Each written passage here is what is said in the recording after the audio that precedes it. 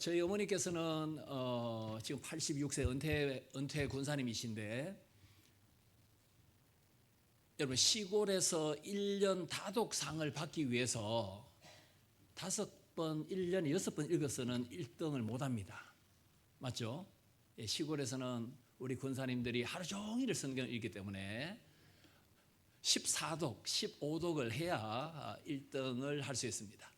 저희 어머니도 뭐 그렇게 해서 1등을 하신 적이 있는데, 86세시니까 중학교 때 전도 받아서 예수님 믿게 되었으니까, 맞죠? 70년 동안 성경을 읽었지 않습니까? 아마 한 300독 정도는 하셨지 않겠나 생각합니다. 예전에는 성경을 읽으시다가 이게 무슨 의미냐라고 제가 또 신약 성경을 가르치다 보니까 문의를 종종 하셨습니다. 제가 쓴 책을 어머니한테 드리면 어머니 이해되십니까? 하면 이해가 잘 된다고 하십니다. 신학을 공부하지 않으셨습니다. 중학교만 졸업하셨는데 제가 좀 쉽게 풀어 쓴 신학 서적도 어머니 이해를 하십니다. 그게 교리이건 성경이건. 왜 그렇게 했습니까? 성경을 다독했기 때문입니다. 성경을 많이 읽은 분들은 이게 예수 그리스도와 이렇게 짝이 맞습니다, 이렇게 설명하면 그렇죠, 이렇게 무릎을 치면서 동의하기도 합니다. 그래서 우리가 성경을 깊이 있게 정독하는 것도 중요하고 다독하는 것도 중요합니다. 제가 오늘 무궁화호를 타고 오면서 제가 지금 계속해서 읽고 있는 본문이 출애굽기인데, 출애굽기 40장까지 기차 안에서 다 읽고 왔습니다. 이렇게 뭔가 좀 이렇게 다독하려고 하는 자세도 중요하고 꼼꼼하게 이잡듯이 읽으려고 하는 것도 중요합니다. 오늘은 지난 주일에 이어서 구약 성경을 우리 주 예수 그리스도를 중심으로 어떻게 읽는가 4가지 실례를 제시하도록 하겠습니다. 구약 성경은 저와 여러분이 잘 알듯이 창세기부터 신명기까지 모세 5경, 맞죠? 5경, 율법서, 그 다음에 역사서가 사사기부터 여호수아부터 쭉 이어집니다. 역대하까지. 그 다음에 그 뒤에는 또 시가서, 그리고 선지서, 이렇게 구약은 4장르로 나누어집니다. 그래서 5경에서 한 본문, 역사서에서 한 본문, 오늘 역사서는 사사기를 택했습니다. 그리고 시가서는 조금 전에 우리 찬양대가 불렀던 시편 147편 비준비하시니 예루살렘아 여호와를 찬양하라, 그걸 어떻게 예수 그리스도와 연결할 것인가.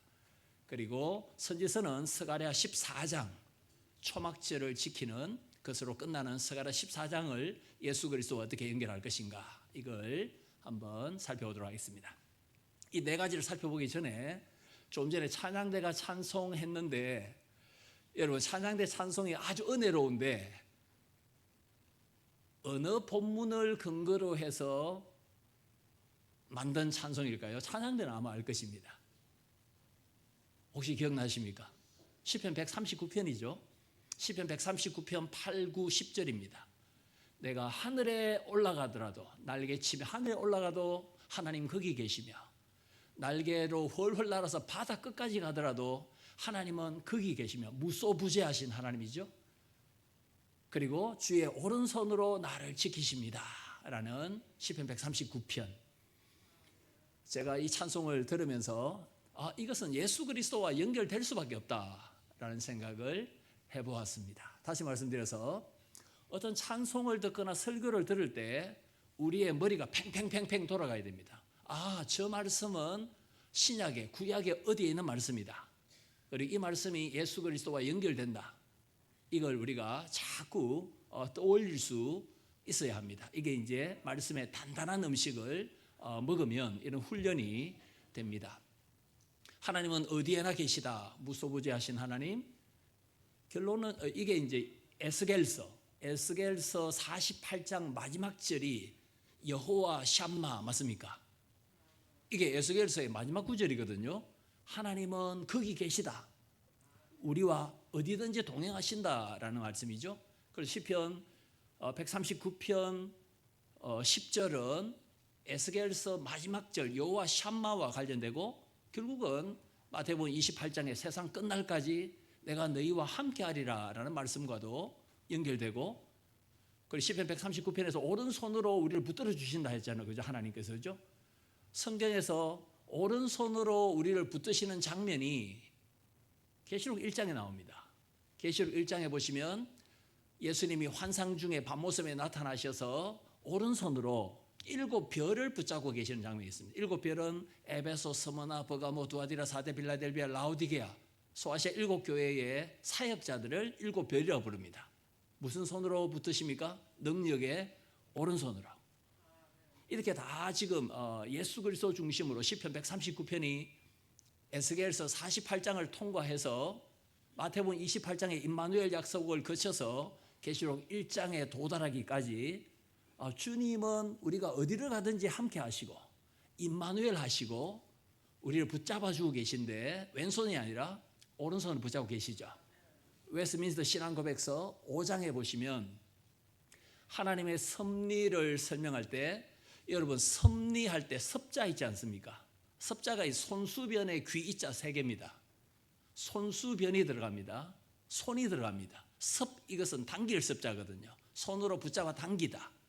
하나님은 우리의 모든 삶을, 교회의 모든 삶을 당기시기도 하고 미시기도 하고, 하나님은 밀당의 최고수이십니다. 그래서 웨스트민스터 신앙고백 5장에 보시면 하나님이 어떻게 만물을, 교회와 세상 만물을 어떻게 밀고 당기십니까 할 때 하나님의 전능하신 오른손으로, 지혜로운 오른손으로, 선하신 오른손으로 그 일을 하십니다. 이렇게 말씀합니다. 그래서 제가 지금 시편 139편 찬송과 관련해서 이게 구약과 신약이 어떻게 예수 그리스도와 중심으로 연결되며 이게 우리가 받아들이는 웨스트민스터 신앙고백 제5장의 섭리와도 어떻게 연결되는가, 이게 다 생각난다면 얼마나 튼튼한 안정적인 기초 위에 우리가 신앙생활을 잘 할 수 있겠는가라는 예를 한번 들어봤습니다. 자, 이제 첫 번째 예를 한번 들어보겠습니다. PPT 한번 보여주시겠습니까? 모세오경의 창세기 9장 18절부터 9장 마지막 절까지 홍수가 끝나고 난 뒤에 노아 식구를 통하여 다시 생육하고 번성하라라는 하나님의 명령이 주어집니다. 여러분, 원래 생육하고 번성하라, 땅에 충만하라, 하나님께서 아담에게 주셨던 약속 아닙니까? 그런데 홍수 이후에 이제 노아와 노아 아내, 그리고 노아 아들 3명, 셈, 함, 야벳, 그리고 며느리 3명 맞죠? 이제 전 지구에 8명만 생존했습니다. 이 8이라는 숫자가 중요하기 때문에 베드로전서 3장에서 홍수 때 8명이 살아남았습니다 라는 말을 베드로가 친히 기록합니다. 한 주가 지나면 1일이 주일이라면 8일이 또 주일이고, 맞습니까? 15일이 주일이고 22일이 주일, 29일 맞습니까? 이렇게 1일이 주일이라면 일주일 지나서 8일이 또 주일이지 않습니까? 이것은 새로운 시작, 부활을 상징하는 숫자가 8입니다. 그래서 여러분, 이게 침례탕 있죠? 침례교, 침례탕 또는 이렇게 세례 줄 때 외국에는 세례 이렇게 폰트라는 세례 때 사용하는 물을 담는 성구가 다 비치가 되어 있습니다. 그 회당에 이게 다 팔각형으로 되어 있습니다. 왜 침례탕과 세례 때 물을 뿌리는 기구가 팔각형으로 되어 있을까요? 새로운 시작, 부활을 소망하며 세례를 주는 것입니다. 새 사람으로 살라라는 뜻이 있습니다. 노아 식구 8명에게 하나님께서 생육하고 번성하라 명령을 주셨는데, 드디어 홍수 이후에 노아가 포도 농사를 짓습니다. 그 다음에 수확을 했습니다. 노아가 포도주를 많이 마셨죠. 그 다음에 추태를 보입니다. 벌거벗은 채로 자고 있었습니다. 이때 노아의 세 아들 셈, 함, 야벳 중에서 함이 아버지가 벌거벗고 주무시는 것을 보고 옷을 덮어주지도 않고 나와서 셈과 야벳에게, 맞죠? 아버지 술 취해서 벌거벗은 채로 자고 있다라고 폭로했습니다. 잠에서 깬 노아가 자기의 부끄러운 모습을 폭로했던 아들 함을 책망하면 되지 않습니까? 내가 벌거벗고 누워있다면 이불이라도 좀 덮어주고 가지, 왜 형제들에게 나의 이 부끄러운 모습을 폭로하느냐, 이렇게 하면 되는데 노아가 깨서 의외의 말을 합니다. 함이 아니라 함의 막내 아들이 창세기에 보시면 가나안이죠. 가나안이 저주를 받을 것이다 라고 말합니다. 좀 이상하지 않습니까? 아버지 함이 잘못했는데 왜 함의 자손이 저주를 받아야 됩니까? 이게 지금 이해하기가 쉽지 않다는 것입니다. 노아는 성령의 감동을 받아서 장차 이스라엘과 가나안 족속들의 전쟁을 예언하고 있는 것입니다. 여러분, 함의 후손들이 그 가나안 땅에 살고 있었던 여러 족속들 있지 않습니까? 여호수아가 정복했을 때 뭐 히위 족속, 여부스 족속 있지 않습니까? 이런 모든 족속들이 함의 자손이 되는 것입니다. 이게 지금 창세기 9장에 있죠. 여러분, 창세기, 출애굽기, 레위기, 민수기, 신명기, 모세 오경입니다. 모세가 썼기 때문에 이 오경을 제일 처음에 오경 5권을 한 권으로 읽었던 1차 독자들이 누구였습니까? 모세 당시에 출애굽한 이스라엘 백성들입니다. 특별히 가나안 땅 들어가기 전에 모압 평지에 모여 있는 출애굽 2세대들이 이 오경의 1차 독자들입니다. 맞죠? 그들이 창세기 9장에 노아가 가나안을 저주한 이 내용을 읽을 때에 어떻게 읽어야 되겠습니까? 가나안 족속을 하나님이 심판하셨다. 왜냐하면 이스라엘의 대적이기 때문에. 그렇다면 우리가 가나안 땅에 들어가면 지금 노아가 저주했던 가나안 족속들이 가나안 땅에 살고 있잖아요. 그죠? 그들과 혼인 관계를 맺을 수도 안 되고, 그들과 언약을 맺을 수도 안 되고, 그들이 섬기는 우상을 숭배해도 안 된다라는 것을 교훈 받았을 것입니다. 여러분, 예수님께서 여기에 이제 등장합니다.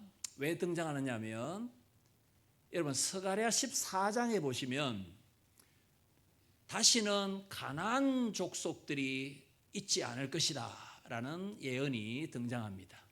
그 가나안 족속은 장사꾼들이라고 번역할 수 있습니다. 잘 들어보십시오. 예수님께서 성전 청결을 하셨죠. 이때 환전상을 엎으시고 채찍으로 가축들을 쫓아내시고, 맞습니까?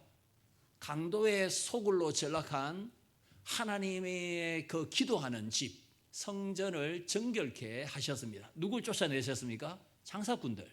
그 장사꾼들을 스가랴 14장에서는 가나안인이라고 번역하고 있습니다. 예, 가나안이 심판을 받을 것이다 라는 말이 노아의 입에서 나왔죠. 이게 결국은 예수 그리스도께서 스가랴 14장에서 가나안인, 성전을 장사꾼의 소굴로 전락시킨 이 장사꾼들을 쫓아내심으로 가나안인이 하나님의 심판을 예수님 당시에 받는 것으로 나타납니다. 노아가 깨어나서 이렇게 말합니다. 셈과 야벳을 하나님 번성하게 하시고 함의 후손인 가나안을 심판하소서. 맞죠? 셈과 야벳을 번성케 하소서. 예, 예수님이 셈의 후손으로 오셨죠. 예수님 유대인은 셈의 후손이거든요. 맞죠? 예수님이 셈의 후손으로 유대인으로 베들레헴에 태어나셨습니다. 예수 그리스도를 통하여 이제 하나님의 나라와 교회가 시작됩니다. 사도행전 16장에 보시면 바울의 2차 전도 여행 때 처음으로 유럽 전도가 시작됩니다. 그래서 그리스의 북쪽 지역을 우리가 마게도니아라고 부릅니다. 마게도니아의 첫 번째 가는 도시가 빌립보입니다. 맞습니까? 이 빌립보에 바울이 전도함으로 유럽 전체가 복음화됩니다. 이 유럽 사람들이 바로 야벳의 후손들입니다. 그래서 셈과 야벳이 번성하는 복을 받으리라 라는 노아의 이 예언이 어떻게 성취됩니까? 셈의 후손으로 오신 예수 그리스도를 통하여, 그리고 사도 바울의 유럽 전도를 통하여 셈의 후손들이 크리스찬이 되는 이 놀라운 은혜를 누리게 되었다라는 것을 알 수 있습니다. 그래서 우리가 왜 노아가 술에서 깨어나서 가나안을 저주했을까?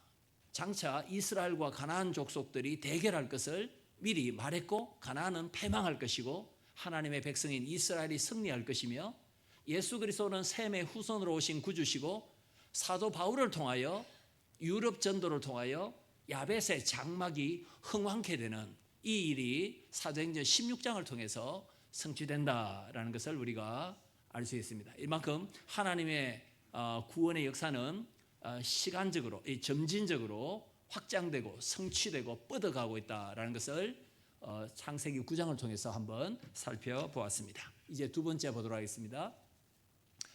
이제 모세오경 율법서를 넘어서 이제 역사서를 한번 살펴보도록 하겠습니다. 여호수아, 사사기, 그리고 뭐 사무엘 상하, 열왕기 상하, 역대 상하 맞습니까? 그리고 에스라, 느헤미야, 에스더까지가 바로 구약의 역사를, 이스라엘 역사를 다루는 히스토리컬 북스, 역사서가 되겠습니다. 이 가운데 사사기 3장 12절 이하에 우리가 잘 아는 왼손잡이 사사 에훗, 에훗이 어떻게 예수 그리스도와 연결되는가? 에훗이 어떻게 예수 그리스도의 그림자가 될 수 있는가?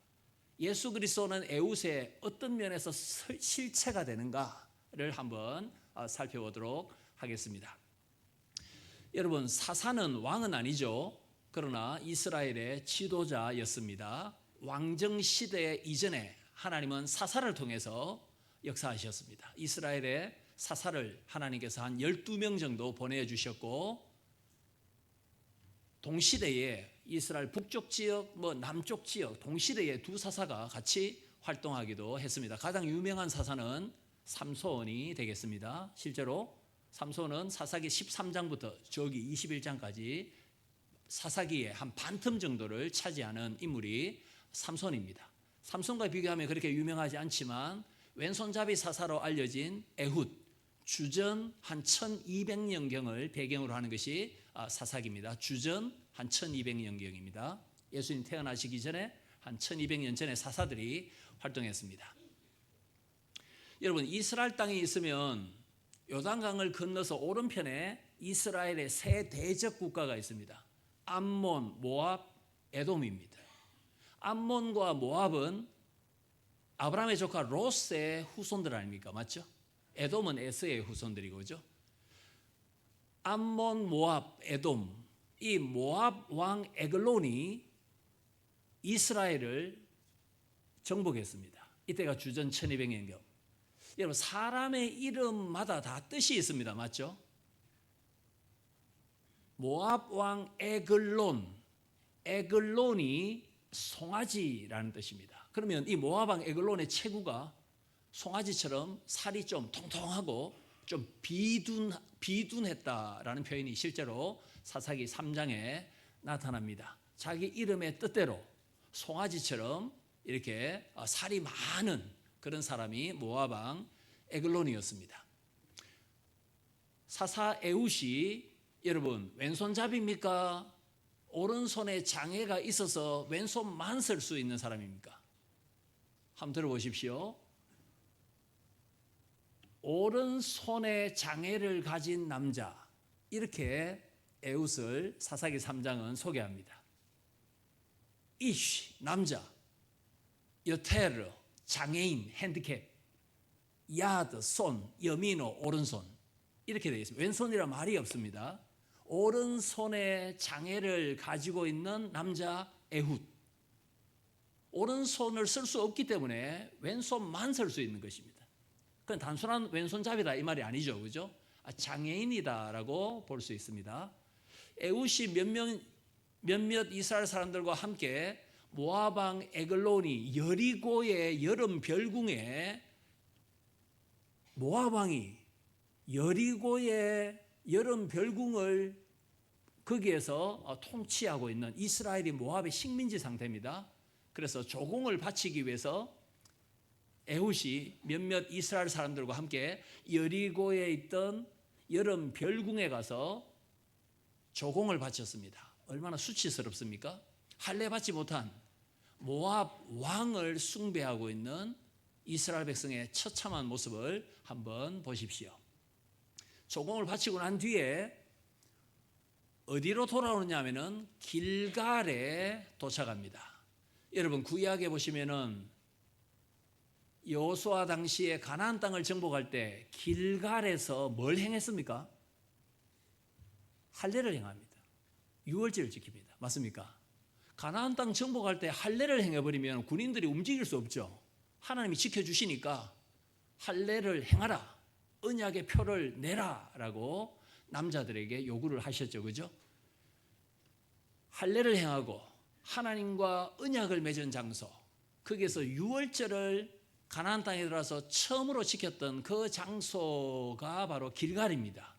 그런데 에훗 당시에 길갈에 뭐가 있었냐면은 돌 뜨는 곳이 있었습니다. 돌 뜨는 것은 그것은 돌로 우상을 만드는 우상 공장이 있었다라는 말입니다. 이때 성령께서 에훗에게 거룩한 분노를 일으킵니다. 할례와 유월절의 장소였던 여호수아 당시에 길갈에 어떻게 돌로 우상을 만드는 공장이 있을 수 있단 말인가? 하나님께서 성령께서 에훗을 감동시켜서 에훗 혼자 다시 여리고에 있던 모압 왕을 찾아갑니다. 그의 오른쪽 허벅지에는 짧은 칼, 단검이 있었습니다. 맞죠? 단검에 손잡이가 있었다면 이게 툭 튀어나오니까 표시가 나겠죠. 아마 손잡이가 없는 짧은 칼을 에훗이 숨기고 에글론 왕을 찾아갑니다. 이때 에훗이 이렇게 말합니다. 에글론 왕이여, 신이 당신에게 하고자 하는 말을 제가 전하기를 원합니다 하니까 신의 말이라 하니까 벌떡 일어섭니다. 이때 왼손으로 오른쪽 허벅지에 있던 단검을 끄집어내서 찔러서 죽입니다. 손잡이가 없으니까 푹 들어갔겠죠. 그죠? 그 창 끝이 등 뒤까지 나올 수 있습니다. 그런데 밖에서 신하들이 에훗과 에글론 왕의 대화가 길어지는 것을 좀 이상하게 생각했습니다. 독대 시간이 너무 길다. 나중에 알아보니까 어떻게 됩니까? 에글론 왕은 칼에 맞아 죽었고 에훗은 멀리 도망가 버립니다. 맞죠? 그러니까 에글론 왕이 죽어버리니까 모압 군대는 오합지졸이 된 겁니다. 폐잔병 소탕 작전을 하듯이 이스라엘 군인들은 에훗을 따라서 여리고 강을 딱 지킵니다. 왜냐하면 모압 군인들이 여리고에서 모압으로 넘어가려면 요단강을 건너야 되죠. 요단강 나루를 지켜서 모압 군인 10,000명을 이스라엘 백성들이 군인들이 죽입니다. 이 사건이 에훗을 통한 이스라엘 백성의 구원의 사건이었습니다. 여러분 이 장면, 이 역사적인 사건, 주전 1200년의 사건이 예수 그리스도와 어떻게 연결될까요? 예수 그리스도는 이사야 53장에 보시면 아무런 흠모할 만한 것이 없습니다. 베들레헴의 마구간에 태어나셨고 목수의 아들이시고 맞습니까? 변방 나사렛 출신이시고 구약의 나사렛은 거의 언급이 되지 않는 촌이죠. 그죠? 아무 흠모할 만한 것이 없습니다. 부자 집안도 아닙니다. 금수저도 아닙니다. 왕족 출신도 아닙니다. 마치 장애인으로서 왼손만 쓸 수 있었던 에훗의 모습처럼 예수 그리스도에게는 아무런 흠모할 만한 것이 없었습니다. 그러나 예수 그리스도는 단검이 아니라 입에서 좌우에 날선 칼을 내뿜으시면서 성령의 검, 복음으로서 원수들을 무찌르시고 사탄을 무찌르시고 우리에게 패배한 사탄과 싸워서 잔당 소탕 작전에 우리를 초대하시는 분이 누구십니까? 예수 그리스도십니다. 에훗이 어디에서 성령의 큰 감동을 받아서 혼자서 위험을 무릅쓰고 에글론 왕을 만나서 찔러 죽였습니까? 길갈입니다. 길갈에 뭐가 있었습니까? 돌로 우상을 만드는 공장이 있었죠. 예수 그리스도도 우상 숭배, 사탄 숭배, 1계명, 2계명을 어기는 것을 주님께서도 엄격하게 금하셨습니다. 주님도 성령의 감동을 받아서 사탄과 악의 세력을 다 무찌르시고 주의 복음으로 원수를 무찌르시고 우리에게도 성령의 검을 주셔서 하나님의 승리의 역사에 우리를 초대하시는 분이 누구십니까? 아무것도 흠모할 만한 것이 없고 아름다운 것도 없는 예수 그리스도께서 우리에게 잔당 소탕 작전에 우리를 초대해 주시는, 주님께서 이겨놓은 전쟁에 우리를 불러주시는 그 장면을 사사기 3장을 통해서 확인할 수 있겠습니다. 한번 보십시오. 에글론 왕이 송아지라는 뜻이죠. 송아지라는 뜻. 칼이 뱃속에 들어갔을 때 에글론 왕이 똥을 쌌을 가능성이 굉장히 높습니다. 왜냐하면 여름 별궁이라 했죠. 여리고 여름 별궁. 여름 별궁은 이렇게 환풍이 잘 되도록 창문이 많습니다. 그래서 밖에 있던 신하들이 독대 시간이 너무 길어진다. 왕이 발을 가리고 있구나라고 판단합니다. 여러분, 사울이 다윗을 죽이려고 할 때 다윗이 굴 속에 들어갔죠. 그때 사울이 뭐하러 굴에 들어갑니까? 발 가리러, 소변 대변 보러 들어갔죠. 똑같은 말입니다. 지금 똥 냄새가 막 나는 거 보니까 지금 왕이 지금 소변 대변을 누면서도 독대를 오래 하구나 이렇게 생각했죠. 그렇죠? 비참하게 송아지와 같았던 에글론 왕이 똥을 싸면서 비참하게 수치스럽게 죽었다라는 것을 얼마든지 우리가 짐작할 수 있습니다.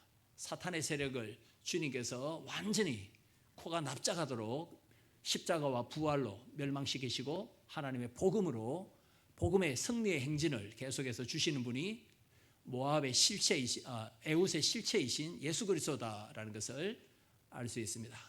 여름 별궁, 비둔한 에글론의 그 몸, 그리고 오른손에 장애를 가지고 있는 장애인 에훗의 그 연약한 모습, 이 모든 환경을 하나님은 다 종합해서 최선으로 이끄시는 역사의 주관자다라는 것도 우리가 기억해야 하겠습니다. 자, 이제 세 번째 예로 한번 넘어가도록 하겠습니다. 모세오경, 그 다음에 역사서를 통해서 살펴봤고요. 이제 세 번째 시가서, 욥기, 시편, 잠언, 전도서, 아가, 맞죠? 욥기에도 시가 종종 나타나기 때문에 욥기도 시가서의 포에틱 북스에 포함됩니다. 오후 예배 전에 우리 찬양대가, 우리 강도사님 중심으로 찬양대가 시편 147편 예루살렘아 여호와를 찬양하라 비준비하시니 우리 주는 위대하시고, 이 찬송을 했습니다. 시편 147편 1에서 20절 내용입니다. 147편 5절에 보시면 우리 주는 위대하시며 능력이 무궁하시고 지혜도 무궁하시다, 뭐 이런 찬송이 있습니다. 왜냐하면 하나님께서 별들을 만드시고 별의 이름을 다 지어주셨다라고 시편 147편 4절에서 말씀합니다. 하나님의 능력이 얼마나 위대하시냐면 시편 147편 16절과 17절에 보시면 하나님께서 눈을 양털같이 내리시고 서리를 재처럼 흩으시고, 이해되십니까? 눈과 서리 이런 것들을 하나님께서 다 내리시고, 또 따뜻한 바람이 불게 하셔서 겨울이 지나가고 봄이 오게 하셨다. 내일이 입춘입니다. 하나님은 사계절을 창조하셨고 봄, 여름, 가을, 겨울을 다 이렇게 주관하시는 분이시다라고 시편 147편에서 찬송합니다. 골로새서 1장 17절에 예수 그리스도는 교회와 만유의 보존자다라는 말씀이 있습니다. 산과 들과 강과 바다와 짐승과 사람 할 것 없이 모든 생명체들은 예수 그리스도 안에서 반듯하게 서 있다라는 말씀이 골로새서 1장 17절에 있습니다. 예수 그리스도는 창조주요 피조물들을 혼돈 속에 빠뜨리지 않고 질서정연하게 유지 보존하시는 분이다라는 내용이 골로새서 1장에 있습니다. 자, 그리고 우리가 불렀던 찬송 가운데 이런 내용이 있죠. 하나님께서 예루살렘 도시 위에 구름을 준비하셔서 비를 내리시도다. 비 준비하시니 이른 비와 늦은 비를 하나님께서 주십니다. 이스라엘에서는 가을에 이른 비가 내리고 봄에 늦은 비가 내리고, 우리하고 조금 다르죠. 가을에 이른 비, 봄에 늦은 비가 내려옵니다. 봄에 늦은 비는 추수하기 전에 적당한 수분이 필요하기 때문에 늦은 비를 하나님께서 봄에 내려주십니다. 여러분 시편 147편에 보시면은 제목이 없습니다. 예를 들어서 뭐 다윗이 사울을 피해서 뭐 굴에 숨어 있을 때 이런 말이 없습니다. 뭐 여두둔의 법칙에 맞춘 노래, 뭐 아삽의 시 이런 내용이 아무것도 없습니다. 맞죠? 그래서 시편 147편 예루살렘아 여호와를 찬송하라, 하나님 우리를 위해서 비를 준비하신다 할 때 이 도대체 어떤 맥락에서 상황에서 배경에서 쓰여진지 잘 모르죠, 그죠? 그런데 결정적인 단서가 하나 있습니다. 주전 3세기에 이집트의 알렉산드리아에서 히브리어로 기록된 구약 성경이 그리스 말로 번역이 됐습니다. 그리스 구약 성경을 우리가 70명이 번역했다고 해서 70인역 성경이라고 부릅니다. 주전 3세기입니다. 거기에 보면은 제목이 붙어 있습니다. 뭐라고 붙어 있냐면 학개와 스가랴의 시라고 되어 있습니다. 다시 말해서 바벨론 포로 70년 이후에 학개 스가랴가 성전을 다시 지으라고 이스라엘 백성들에게 독려했지 않습니까? 바로 그때 기록된 시다라는 제목이 70인역에 붙어 있습니다. 그래서 시편 147편 2절과 3절에 보시면 하나님께서 예루살렘을 다시 회복시키시고 상처 입고 상심한 자들을 싸매시고 회복시키시도다라는 말이 있습니다. 맞죠? 바벨론 포로에서 돌아왔으니까 예루살렘이 다시 번성할 것이고 상한 마음을 하나님께서 치료해 주시는 것입니다. 그리고 그 147편 11절, 12절, 13절에 보시면 예루살렘의 문 빗장을 지르도록 하신다라는 표현이 있습니다. 바벨론 포로에서 돌아온 이스라엘 백성들이 느헤미야의 지도를 따라서 예루살렘 성벽을 재건합니다. 며칠 만에 재건합니까? 52일 만에. 한 200m씩 구획을 정해서 같이 작업을 했죠. 맞죠? 이 구획은 제사장이 건축하라. 이쪽은 어떤 지파가 건축하라 해서 52일 만에 성벽이 재건됩니다. 여러분 성벽이 재건되면 제일 마지막에 뭘 해야 될까요? 성문을 달아야 됩니다. 대문을 달고 진짜 제일 마지막에는 문빗장을 질러야 됩니다. 그래야만 밤에 적군들이 쳐들어올 수 없습니다. 그래서 문빗장을 지르게 하시고 바벨론 포로에서 돌아온 예루살렘에 머무는 사람들에게 하나님께서 비를 내려주셔서 고운 아름다운 밀을 먹도록 하시고 라는 내용이 나타납니다. 이게 시편 149편의 배경입니다. 이게 지금 예수 그리스도와 어떻게 연결되겠습니까?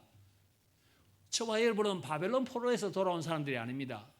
골로새서 1장 13절에 우리는 어둠과 사탄의 권세에서 광명한 빛의 나라 예수 그리스도의 나라로 이사 온 사람들이다라고 말합니다.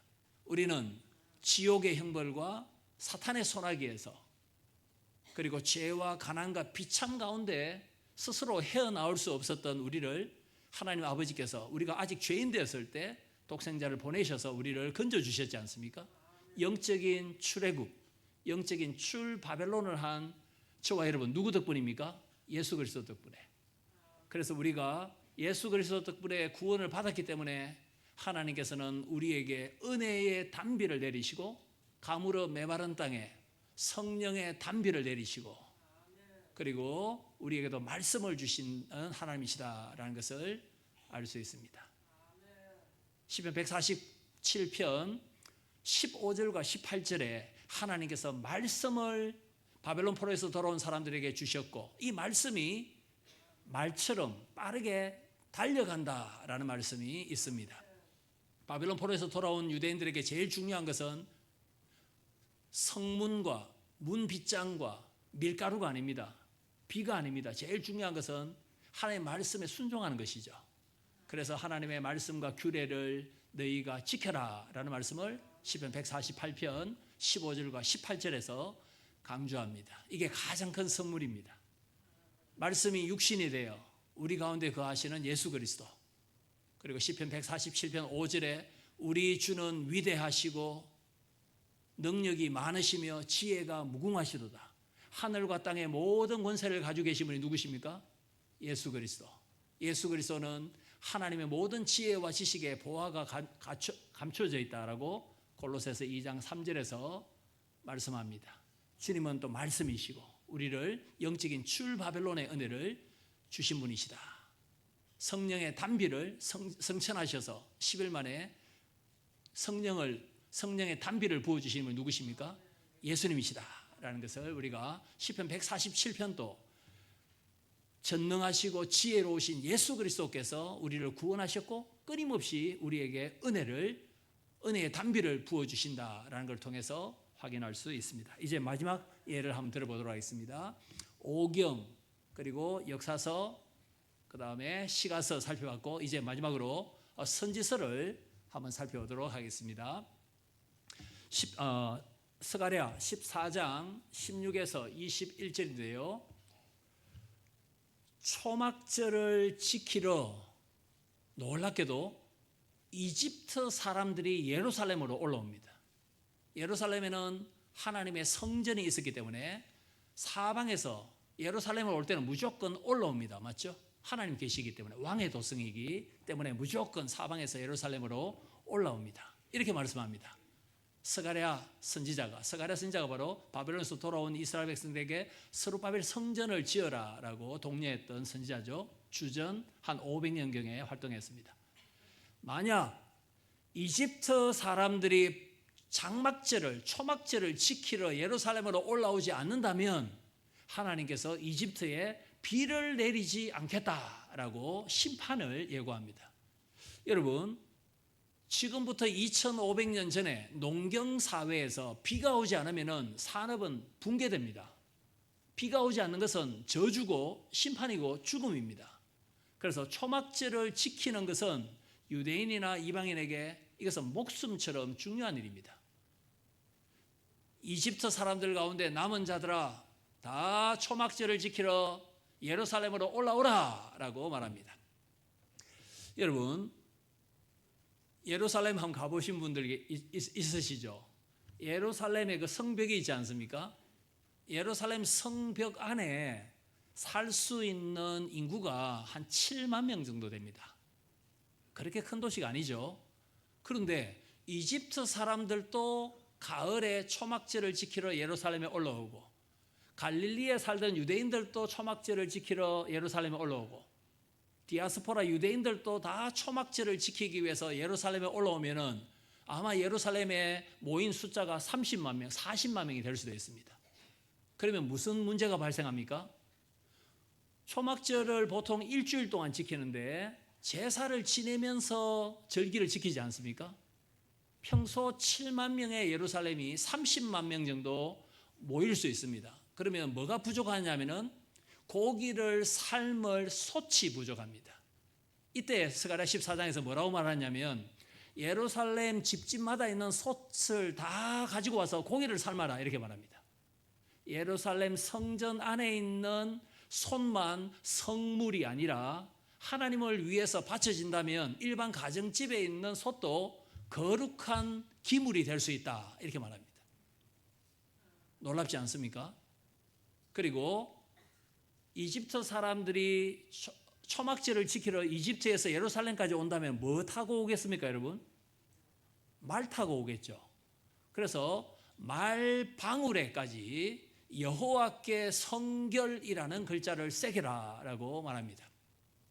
여러분, 말이 지나갈 때 왜 말방울이 필요합니까? 이게 바로 크락션입니다. 크락션. 빵빵거리는 거죠. 맞죠? 말이 지나가니까 옆으로 좀 비켜주세요 라는 말이죠. 그게 말딸 쨍그랑쨍그랑 그런 말방울입니다.